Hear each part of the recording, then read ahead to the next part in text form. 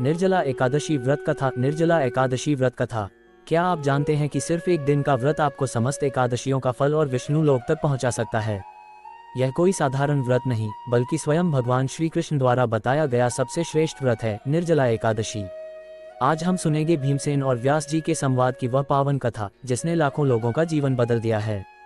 भीमसेन व्यास जी से कहने लगे कि हे पितामह, भ्राता युधिष्ठिर, माता कुंती, द्रौपदी, अर्जुन, नकुल और सहदेव आदि सब एकादशी का व्रत करने को कहते हैं, परंतु महाराज मैं उनसे कहता हूँ कि भाई मैं भगवान की शक्ति पूजा आदि तो कर सकता हूँ, दान भी दे सकता हूँ, परंतु भोजन के बिना नहीं रह सकता।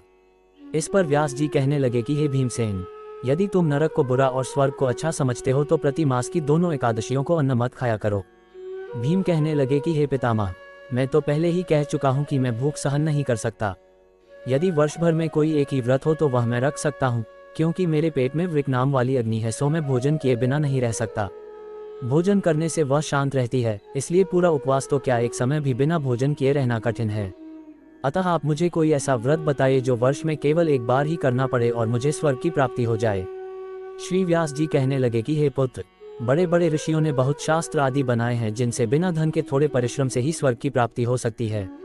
इसी प्रकार शास्त्रों में दोनों पक्षों की एकादशी का व्रत मुक्ति के लिए रखा जाता है। व्यास जी के वचन सुनकर भीमसेन नरक में जाने के नाम से भयभीत हो गए और कांपकर कहने लगे कि अब क्या करूं। मास में 2 व्रत तो मैं कर नहीं सकता, हाँ वर्ष में एक व्रत करने का प्रयत्न अवश्य कर सकता हूँ।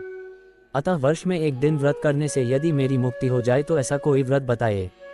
ये सुनकर व्यास जी कहने लगे कि वृषभ और मिथुन की संक्रांति के बीच ज्येष्ठ मास के शुक्ल पक्ष की जो एकादशी आती है उसका नाम निर्जला है।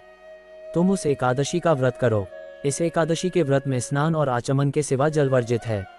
आचमन में 6 मासे से अधिक जल नहीं होना चाहिए, अन्यथा वह मद्यपान के सदृश हो जाता है। इस दिन भोजन नहीं करना चाहिए, क्योंकि भोजन करने से व्रत नष्ट हो जाता है।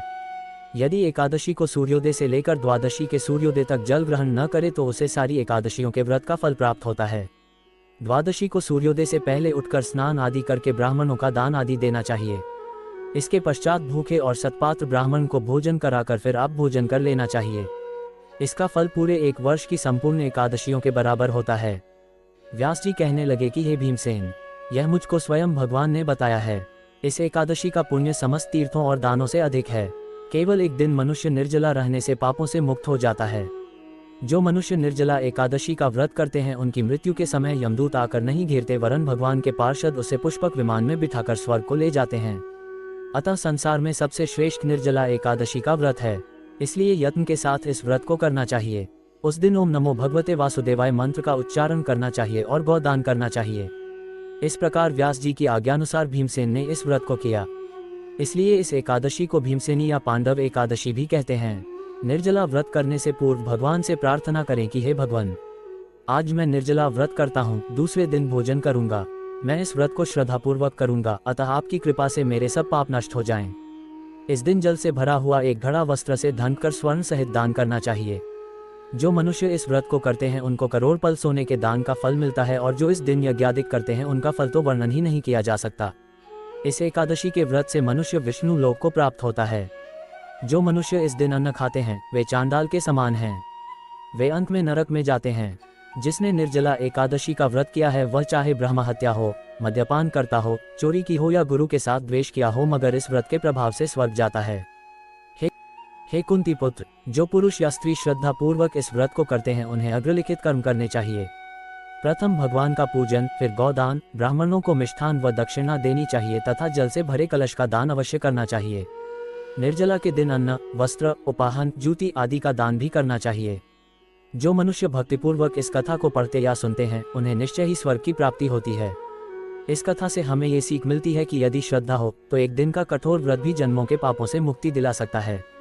निर्जला एकादशी न केवल पुण्य प्रदान करती है बल्कि भगवान के धाम तक पहुंचने का मार्ग भी है। यदि आपको ये कथा प्रेरणादायक लगी हो तो इसे अपने परिवार और मित्रों के साथ अवश्य साझा करें, ताकि यह पुण्य हर घर तक पहुंचे। हरि बोल। और हमारे चैनल को सब्सक्राइब करना ना भूले।